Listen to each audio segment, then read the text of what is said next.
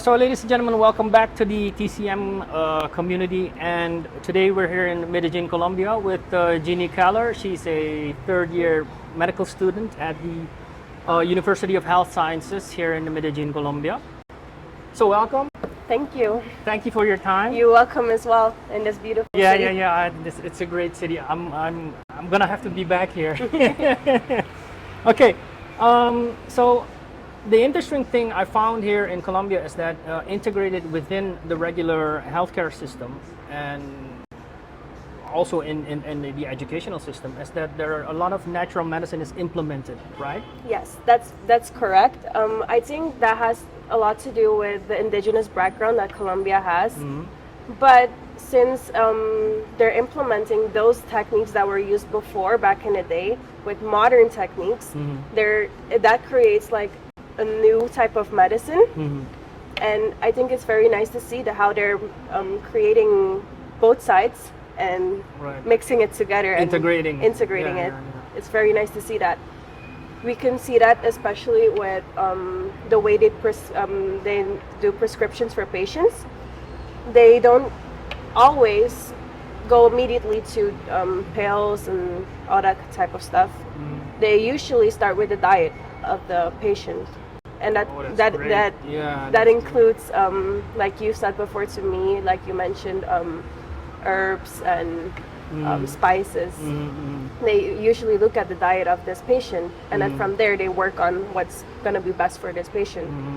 So yeah, that's very interesting. Well, that's even better than I thought, because I hadn't even thought that they would also implement dietary or food therapy. Yes, actually in my second semester we had a full 2 months of full diet, because they said it's so important. It's the basis of everything. You know, what you consume is what the outcome will be. So this is because it's natural, more natural science. Then you see how closely it's related to traditional Chinese medicine, because diet, nutritional therapy is very important in TCM. Exactly. All right. And another thing that's interesting is when they prescribe natural remedies such as that could be coca leaves, which is very common here. If you go to a regular market, you can find coca leaves that are dried coca leaves directly from the plant. There are several ways you can use this, and depending on what the patient has, they recommend something, and that could be in the form of tea. It could be in the form of chewing on the leaves but not swallowing them. And sometimes they also make a paste. Let's say a patient with rheumatoid arthritis could use the paste as a anti-inflammatory. Like external application. Yes, like the cream. And then the patient has to create the paste, or it's done they sell by... They sell it already done. Yeah. Okay. And the tea could be used for things such as an alternative for caffeine or anti-stress relief. And because these are all compounds that can be found in the coca leaves. Exactly. And how it's directly from the plant itself, it doesn't have any external substances mixed within it. So it's natural. Another thing is, so if the paste or the application is pure 100% coca leaf, there's nothing added. Nothing added. Yeah. Okay. No preservatives, nothing. It's the pure leaf dried. And another thing, even in their gastronomy, they put in something called guasca leaves, which is another plant. I'm not sure what the Latin name is, but that's what it's called.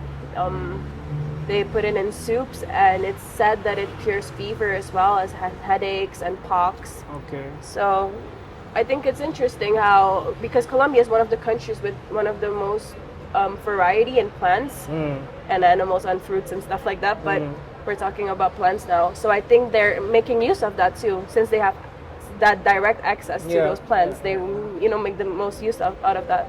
And then I would imagine all this knowledge also comes from like historical knowledge. It's not just Yes. now. It's Yeah, I think it goes way back from way back in the day. Even when the colonizers came here and they got sick, they had to use other stuff to Yeah. cure themselves.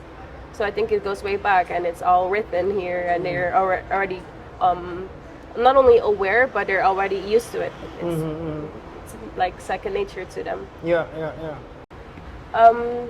And also for people that have a sore throat, this is like something used in all over Colombia, and it's agua panela con limon, which is basically boiled pure cane sugar, but it's not sugar.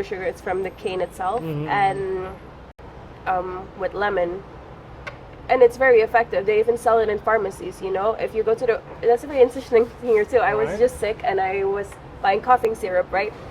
And there were two. There was the regular coughing syrup, and there was one that was completely natural from ginger. And I thought it was interesting. Like the doctor himself that was working there, he was recommending me both. Like you, as a patient, you have the choice here, the option to choose with what you feel more comfortable, the natural remedy or the regular modern way.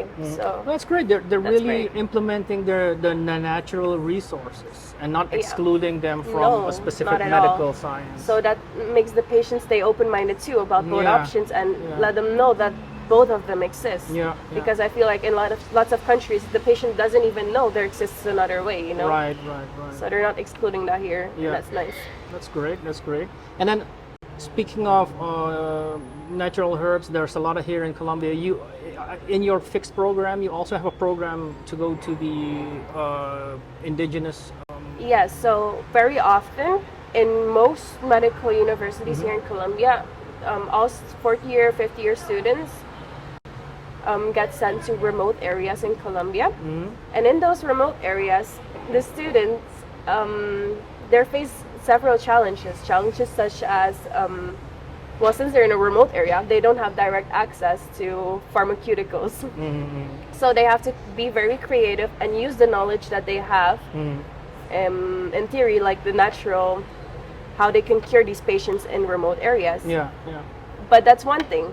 It's not only about the direct access. It's also that the patients that live in these remote areas often refuse to take in certain pills and certain prescriptions because they're not used to it. Their body often neglects it because they're not used to it. Yeah.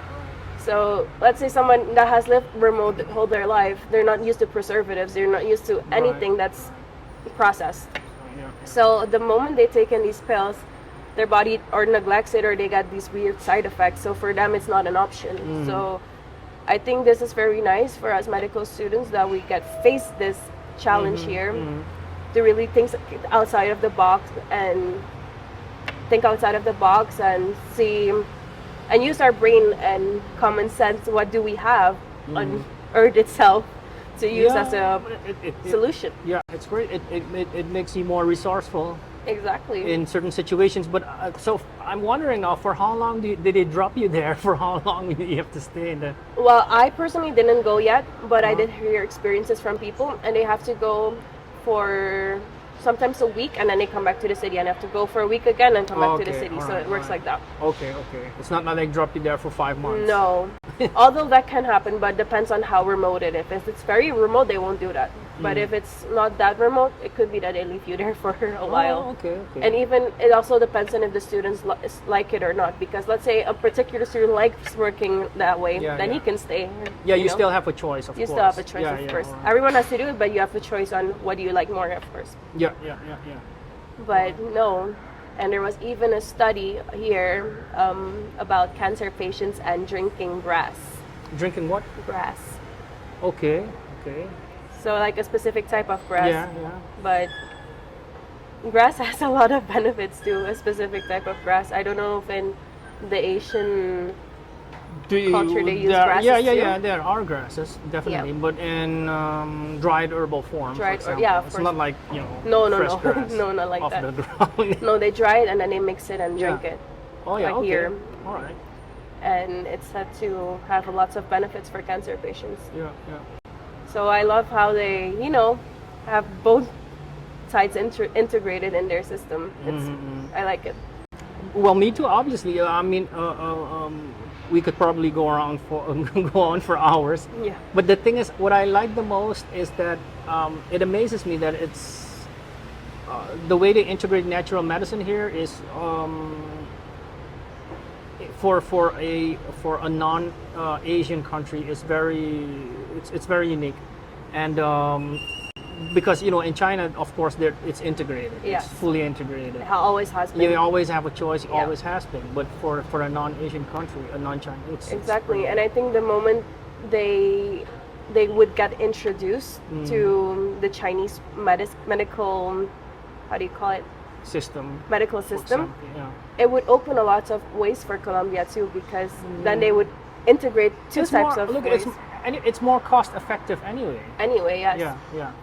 It's health beneficial. But it's good that from the educational level, it starts from the educational level. So all the doctors already know, they're familiar with. Yes, and I think something that's weird in a lot of Western countries, people get scared of natural remedies, which is the natural way, because they're scared of the effects it might have. But what Colombia does is they give patients the science and the study behind every plant. Let's say coca leaves in this example, they make a complete study out of it, so that the patient also feels comfortable using that as a a type of medicine. Yeah.